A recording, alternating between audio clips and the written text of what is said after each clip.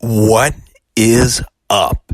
Everybody that tunes into the Thomas Take Sports Podcast, I want to send out a heartfelt thank you, a happy holidays, a Merry Christmas, a happy Hanukkah, happy Kwanzaa, all of the above. Just wishing you the best of luck that life has to offer as we wind down the 2018 year.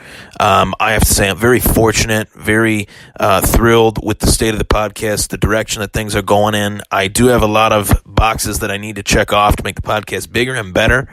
As always, I'm a go-getter. I always have been. I always will be. I've always tried to strive for everything that I've ever had. And I feel like sometimes the best way to get things done is to do it your way. And that's what has happened with this podcast. I've done it all my way. I've paved my own road, so to speak, with this podcast. I've really wanted it to succeed, and I feel like it has, especially as the years have gone on. 2016 was one thing, 2017 was another, but 2018, I really feel like year three of this podcast really turned a corner for the better. It hasn't been a full 3 years yet. You know, it's January 16th, 2016 where the podcast started, and really had a lot of great ideas for it that, you know, I never thought would come to fruition.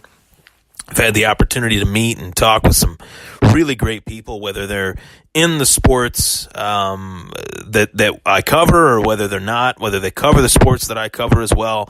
Just all encompassing the grand spectrum of things, the grand scheme of things, I should say, has been really, really great. So I really appreciate all the love and support that I get from the viewers and from the listeners. It's been a fantastic journey, and it's not stopping anytime soon. I'm going to keep the shout out to Trainwreck Sports. The train never stops. Those guys are great guys as well that I've had the opportunity to meet. And I'm hoping that at some point I can get on this train with these guys and go on their show. I've talked to Al. I've talked to Zach. I've talked to Ty B. I've talked to Tristan. I know all the guys. I want to get on. I want to hop on. I want to talk Bills football. I want to talk Sabres hockey. Want to talk a little bit of MMA with Ty B again. I enjoyed that at the Buffalo Podathon. Hopefully we can make that happen before the year's out. We don't have much time left, but before we can make that, you know, hopefully we can make that happen. Or maybe even moving into next year, January 2019, we can get something going. That would be great.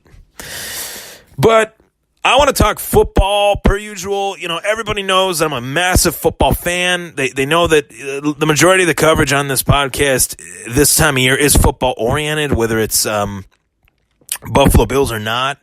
And I want to answer a question for probably one of the most avid fan bases in football. That is the fan base of the Dallas Cowboys, America's team.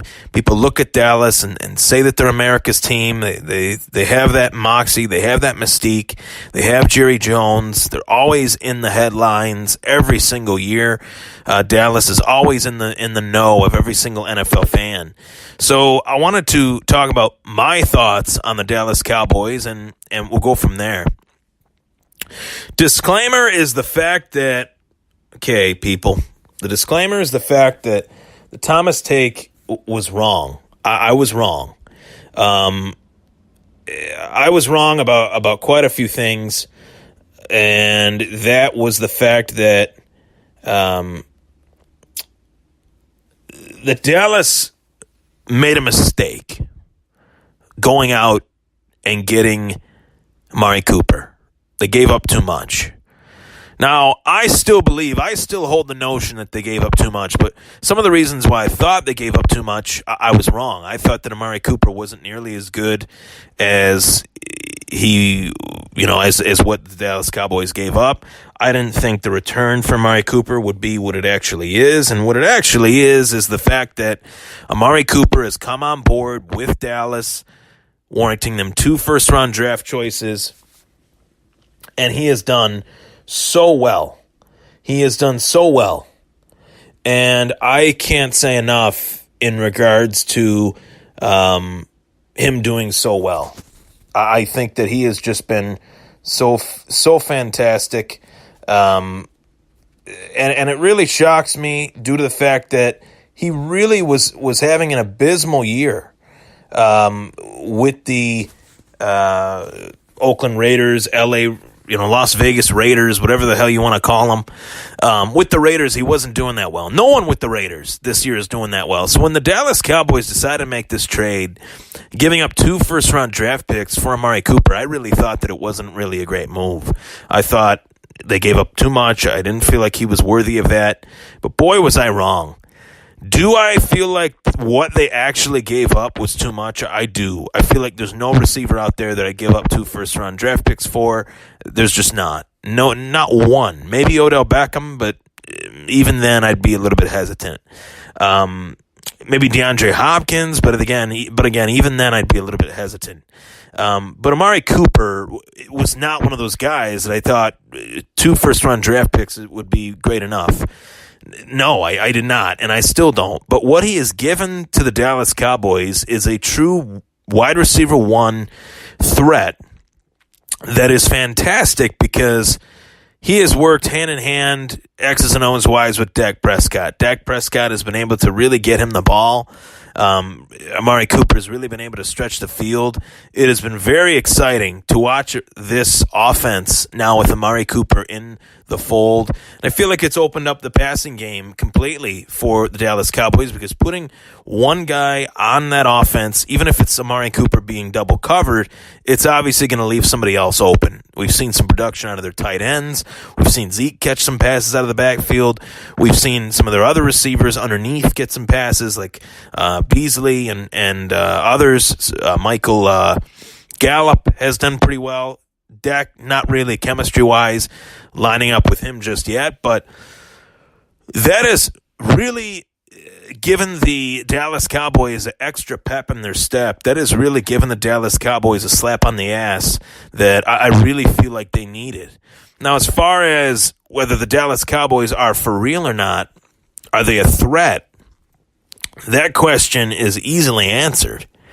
History says that they are a threat, and history says that they are not. It has a double meaning. History this season states that Dallas has won some big games against some big competition. They've played clutch in big moments.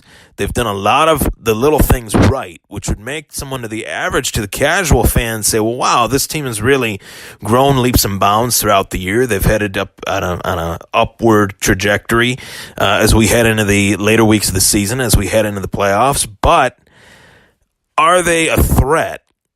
History says they are. History says they're not. What I mean by history saying that they're not is the fact that Dallas has had seasons like this before where they've risen to the top. They've won in emphatic fashion.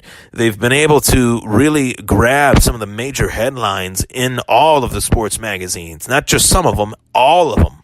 And rightfully so, that's just the moxie, like I said, that they bring to the table. But they've also been a team that has just completely floundered in the playoffs. You go back a few years, you go back a few years ago, you go back 2007 against the New York Giants, you go back to the Green Bay Packers game, which I did think Dez caught that ball. You go back to the playoffs a couple years back with Zeke and Dak, they just were not there. It's like they're there, but they're not there. Do I think this year is different? I do feel like this year's a little bit different, and I feel like that is the majority of that reason is because of number 19. The fact that he's a young receiver, he's a hungry receiver, he's got a lot of doubters, a lot of haters, a lot of people that want to that he wants to really prove wrong. But the question is their defense. Their defense has been fantastic this year. That is what has let them down time and time again. But this year, they got 2 great linebackers, Vander Esch and Smith, who obviously Jalen Smith I love. Out of Notre Dame, he was a fantastic linebacker. But really, Dallas's defense has played so well these last few weeks, and that is an art that we haven't seen out of Dallas in quite some time. So for that reason, I will say that they're for real in the playoffs this year. They did beat the New Orleans Saints. They played the New Orleans Saints very, very well. I can't wait to see, hopefully, them play again in the playoffs to see what adjustments do the New Orleans Saints make to try to beat the Dallas Cowboys. That is the real fascination for me in football. What adjustments is a team going to make from matchup 1 to matchup 2? Will the Saints make those adjustments? We'll find out. We will find out. But regardless, I do believe that Dallas is a threat in the playoffs. Do I think they can win a round in the playoffs? Do I think they can win a matchup? Do I think they could go to the NFC Championship game? I do. Do I think they'll go to the Super Bowl? That is another story. Dak Prescott, in order for them to play in the Super Bowl this year, representing the NFC, Dak Prescott really needs to play above his level. He needs to go above and beyond. He needs to play like Russell Wilson, throw him for 350 yards, 3 touchdowns, no picks, running the ball, extending plays, playing like a chicken with his head cut off. That's what Dak Prescott needs to do. I don't know if he has that ability, but I'm willing to find out. I'm Ryan Thomas. That was the Thomas Take Sports Podcast. Take care.